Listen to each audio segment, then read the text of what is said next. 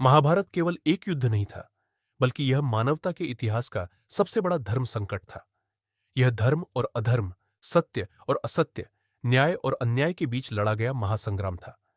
इस युद्ध में दुर्योधन, जो कौरवों का सबसे बड़ा पुत्र और मुख्य प्रतिनायक था, की पराजय केवल शारीरिक नहीं, बल्कि नैतिक और आध्यात्मिक पराजय थी।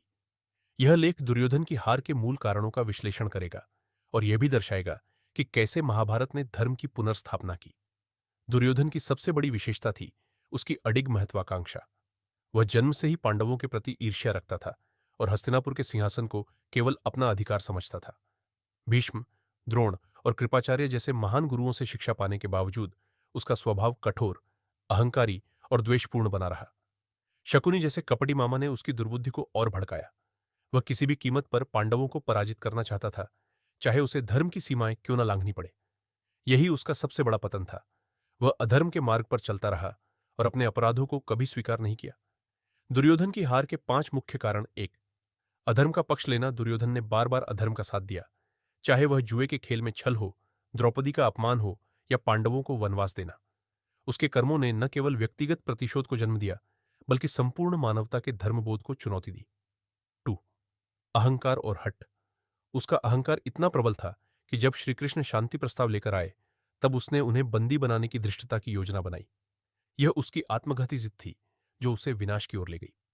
3, ज्ञानी जनों की अवहेलना। दुर्योधन ने कभी विदुर, भीष्म या द्रोणाचार्य जैसे ज्ञानी लोगों की बात नहीं मानी।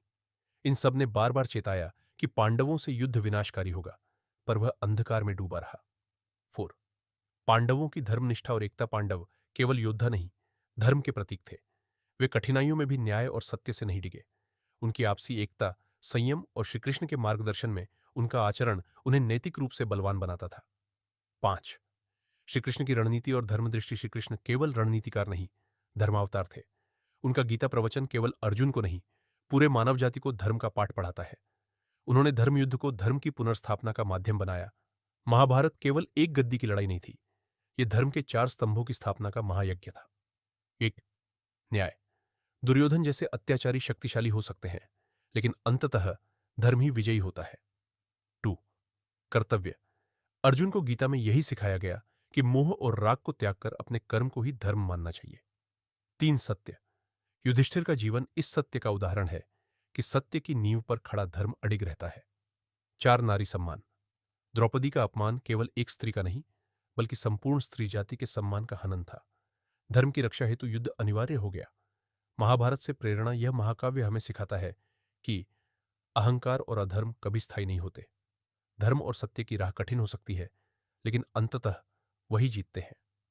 सही मार्गदर्शन, जैसे श्री कृष्ण का, ही जीवन को अंधकार से प्रकाश की ओर ले जाता है।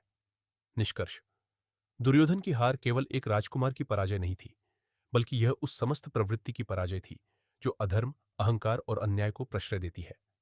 महाभारत का युद्ध धर्म के मार्ग पर चलने की प्रेरणा देता है और श्रीकृष्ण की गीता आज भी मानवता के लिए अमूल्य मार्गदर्शक ग्रंथ है।